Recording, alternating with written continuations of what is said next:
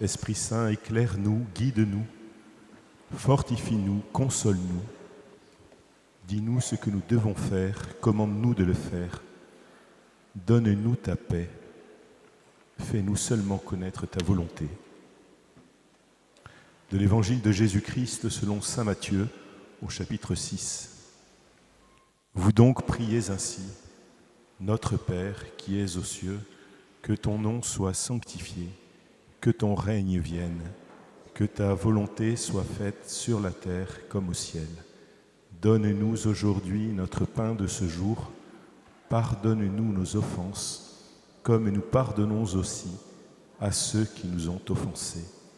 Et ne nous laisse pas entrer en tentation, mais délivre-nous du mal. Chers frères et sœurs, bonsoir. Je voudrais continuer de méditer avec vous le Notre Père, cette prière que nous a enseignée Jésus, et je le ferai à partir d'un enseignement du pape François donné en 2019. Après avoir demandé à Dieu notre pain quotidien, la prière du Notre Père entre dans le domaine des relations que nous avons les uns avec les autres. Et Jésus nous enseigne à demander au Père, pardonne-nous nos offenses, comme nous pardonnons aussi à ceux qui nous ont offensés. Comme nous pardonnons aussi à ceux qui nous ont offensés. De même que nous avons besoin du pardon de Dieu, nous avons aussi besoin de pardonner, et cela chaque jour.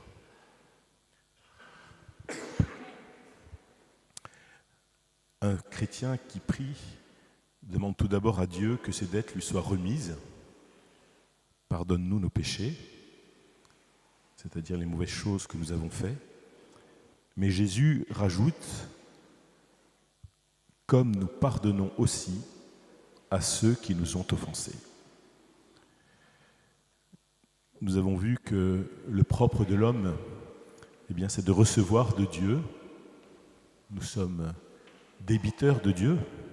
Nous avons tout reçu de lui en termes de vie, de nature, de grâce. Notre vie a non seulement été voulue, mais elle est aimée de Dieu. Chacun de nous est une merveille aux yeux de Dieu. Et donc dans notre prière, il n'y a pas de place pour la suffisance ou l'orgueil. On peut dire que dans l'Église, il n'existe pas de self-made man, comme on dit en anglais, des hommes ou des femmes qui se sont faits seuls. Nous sommes tous redevables envers Dieu, envers nos parents et envers de nombreuses personnes qui nous ont donné l'existence, qui nous ont offert des conditions de vie favorables. Et notre identité, notre vie, se construit à partir du bien que nous avons reçu. Et le premier bien que nous avons reçu, c'est toujours la vie. Cette vie qui est malheureusement éliminée, balayée si facilement aujourd'hui avec l'avortement et l'euthanasie.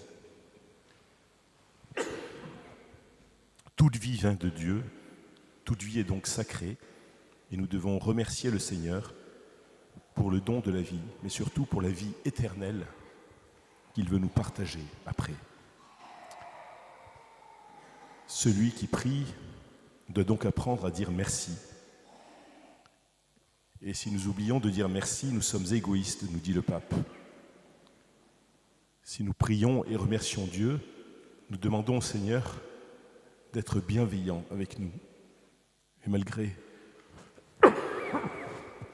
tous nos efforts, nous serons toujours en dette vis-à-vis de Dieu.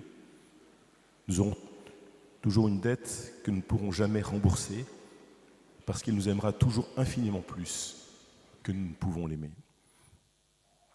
Malgré tous nos efforts pour vivre selon les enseignements de l'Évangile et de l'Église, nous savons que, à cause du péché originel, nous serons toujours pécheurs. Il y aura toujours dans notre vie quelque chose dont nous aurons à demander pardon. Pensons à nos égoïsmes, à nos duretés de cœur, au moment où la rancœur occupe notre esprit. Pensons à nos médisances, etc.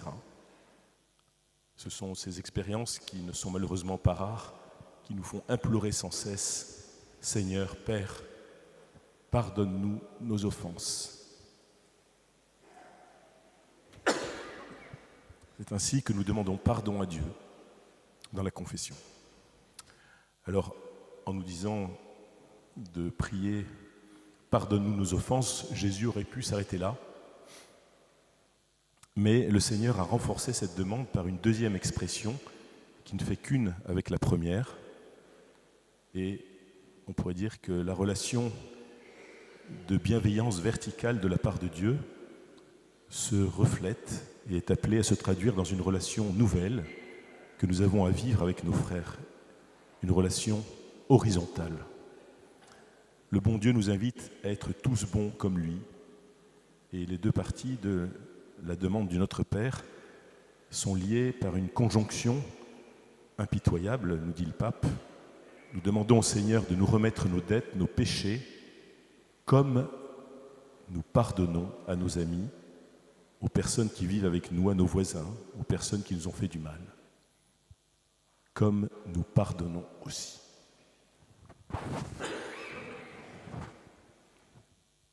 Tout chrétien sait qu'il existe pour lui le pardon des péchés. Cela, nous le savons tous. Dieu pardonne tout, il pardonne toujours, si nous lui demandons d'un cœur sincère. Et quand Jésus dévoile à ses disciples le visage de Dieu, il le décrit par des expressions de tendre miséricorde. Il nous dit qu'il y a plus de joie au ciel pour un pécheur qui se repent que pour une foule de justes qui n'ont pas besoin de conversion.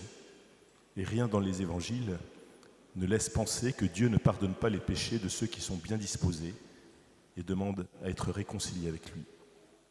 Mais la grâce de Dieu, si abondante, est toujours un défi. Celui qui a beaucoup reçu doit apprendre à beaucoup donner, comme Dieu, et à ne pas garder uniquement pour lui ce qu'il a reçu. Qui a beaucoup reçu doit apprendre à beaucoup donner. Et dans l'évangile de saint Matthieu, immédiatement après la prière du Notre Père, Jésus s'arrête pour faire un commentaire et reprendre cette question du pardon fraternel. Si vous pardonnez aux hommes leurs fautes, votre Père céleste vous pardonnera aussi. Mais si vous ne pardonnez pas aux hommes, votre Père non plus ne pardonnera pas vos fautes. C'est clair.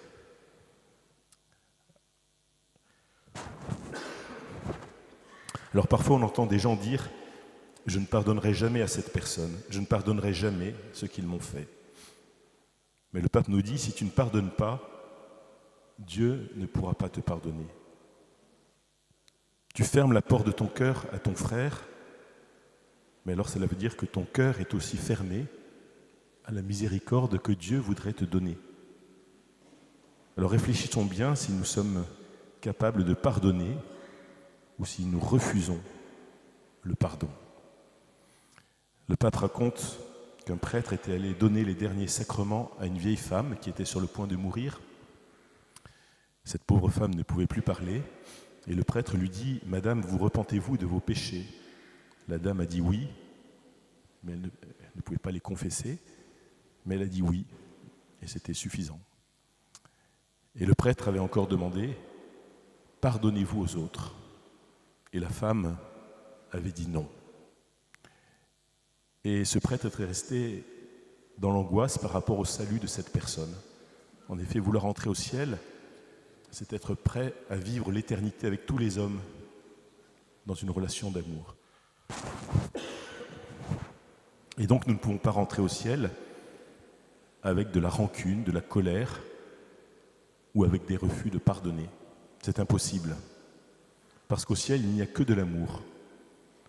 Pour rentrer au ciel, il faut vouloir avoir tout pardonné pour être prêt à passer notre éternité avec ceux aussi qui nous ont fait le plus souffrir sur la terre.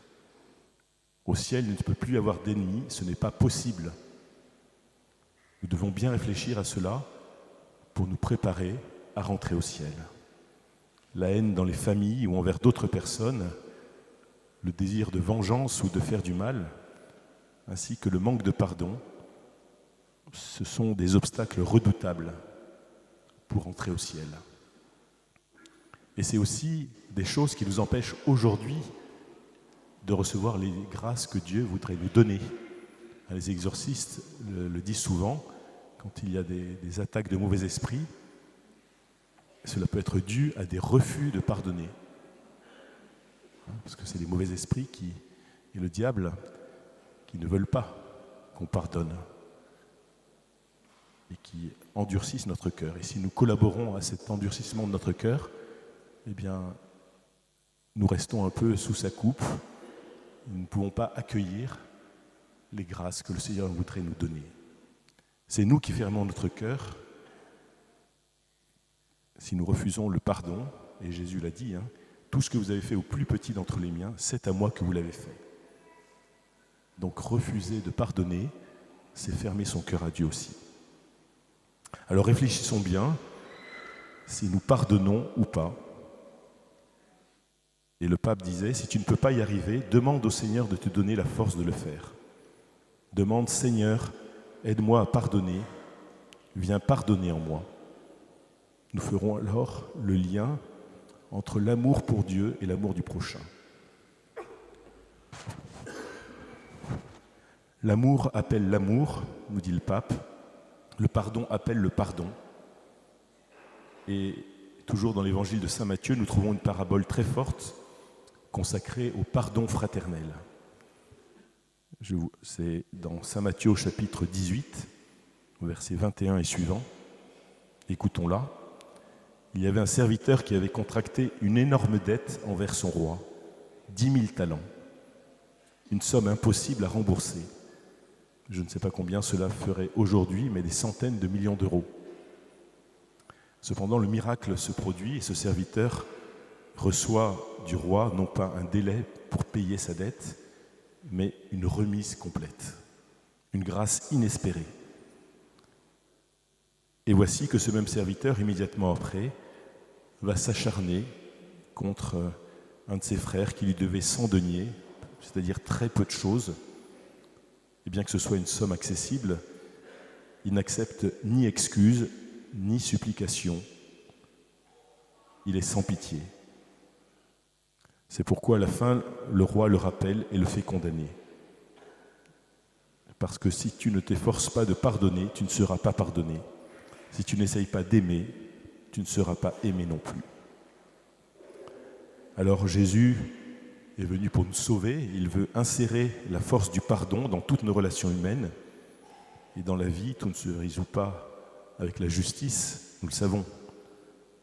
Quand il faut mettre une limite au mal, il faut que quelqu'un aime au-delà de la simple justice, au-delà de ce qui est dû, pour recommencer un vivre ensemble, pour recommencer une histoire de grâce, pour retrouver la paix. Et pour cela, seul le pardon permet de repartir ensemble. Sinon, c'est l'enfermement dans un cycle de violence et de guerre sans fin. Et malheureusement, c'est bien ce qui ronge notre monde actuellement. C'est ce que nous voyons quotidiennement dans l'actualité. C'est dramatique, le mal engendre le mal, il engendre des vengeances, et s'il n'est pas interrompu par le pardon, par la miséricorde, le mal peut se propager sans fin, créant des océans de souffrance et de mort. À la loi du talion, qui consiste à dire « je te rends ce que tu m'as fait, je vais faire la même chose, je vais te faire le même mal », Jésus substitue la loi de l'amour, la loi du pardon, la loi de la miséricorde. Ce que Dieu m'a fait, son pardon gratuit, eh bien, nous avons à le donner. Alors réfléchissons aujourd'hui, peut-être par rapport à la personne qui nous a fait le plus de mal dans notre vie, si nous voulons pardonner ou pas. Et si je le veux, mais que je ne m'en sens pas capable, eh bien, demandons au Seigneur de nous donner sa grâce pour pardonner. Car savoir pardonner est une grâce aussi qu'il faut recevoir. Dieu donne à chaque chrétien, à chacun de nous, si nous le voulons, la grâce d'écrire une histoire de bien dans l'histoire de l'humanité, la grâce d'écrire une page de miséricorde dans la vie de nos frères et sœurs, en particulier de ceux qui nous ont fait du mal, par une prière pour eux, par une parole, par une accolade, par un sourire, par un pardon. Nous pouvons transmettre aux autres ce que nous avons reçu de plus précieux. Et quelle est la chose la plus précieuse que nous ayons reçue? Eh bien, c'est le pardon de nos péchés, que nous devons être capables de nous donner aussi les uns aux autres. Alors je vous propose maintenant de demander, chacun dans votre cœur, cette capacité de pardonner sans limite, peut-être pour telle ou telle personne à laquelle nous pouvons penser, pour aimer comme Dieu, pour pouvoir être prêt à entrer au ciel quand cela devra arriver, et pour pouvoir aujourd'hui aussi accueillir toutes les grâces qu'il veut nous donner.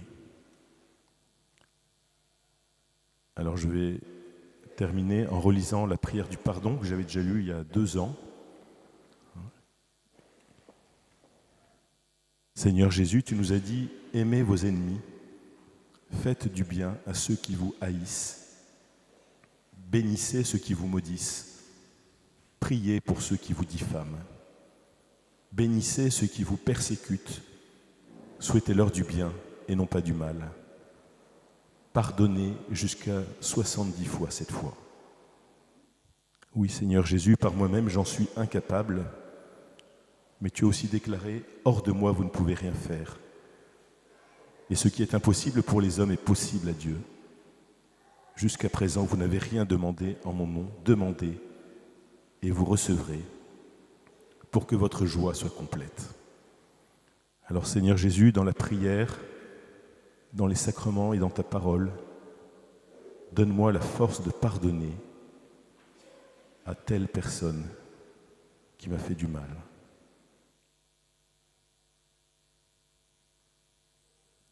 Donne-moi de prier pour cette personne. Viens l'aimer en moi. Donne-moi ton regard d'espérance sur elle et viens me délivrer de toute rancune. Donne-moi ta paix. En ton nom, Seigneur Jésus, par la puissance de l'Esprit Saint, pour la gloire du Père, comme tu nous l'as appris toi-même, je pardonne à cette personne tout le mal qu'elle m'a fait, consciemment ou non. Viens pardonner en moi, viens me libérer de toute rancune, de toute violence, de toute colère, de toute haine. En ton nom, Seigneur Jésus, par la puissance de l'Esprit Saint, pour la gloire du Père, que cette personne soit libérée sans aucune condition et pour toujours des suites ou conséquences du mal qu'il m'a fait. Et je te prie, Seigneur Jésus, de le combler de ta bénédiction, de ton amour, maintenant et pour l'éternité. Amen.